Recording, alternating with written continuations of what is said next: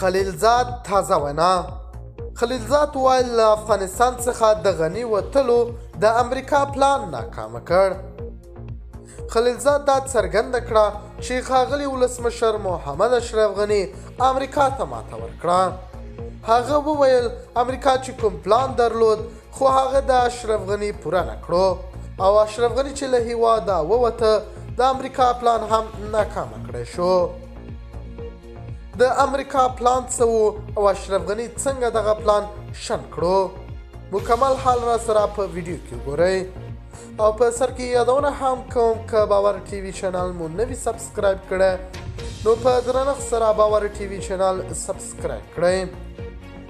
د دوحې قرارداد لپاره د امریکا پخوانی ځانګړی استازی ډاکټر زلمي خلیلزاد د امریکا کانګرس د بهرنیو اړیکو کمیټه کې استماعیه غونډې ته د یاد قرارداد د بشپړ نه تطبیق په اړه پوښتنو ته ځوابونه وویله.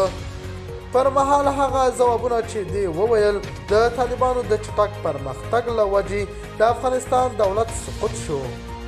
نوموړي ویلي که چیرې غني له افغانستان څخه نه وای وتلی نو په پام کې وه چې د سیاسي لیک لپاره به له حکومت سره مذاکرات شوي وای.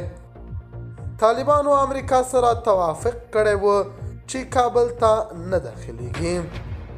نوموړي داسې مهال کابل ته د طالبانو د نه داخلېدو خبره کوي چې همدې پروسې لپاره د طالبانو د وخت یو مسؤل او د حقاني شبکې یو مشر خلیل الرحمن حقاني تازه په خپلې یوې مرکه کې ویلي دوی کابل ښار ته د دننه کېدو پر مهال د وخت د حکومت د مشرانو ته پیغام واستوه که استعفا ورکړي نو خوندي به وي.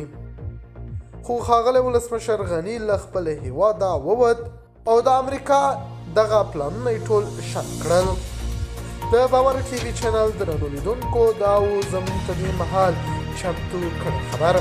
که غواړئ د نورو تازه خبرونو څخه خبر شئ باور ټي وي چینل په درنښت سره سبسکرایب کړئ.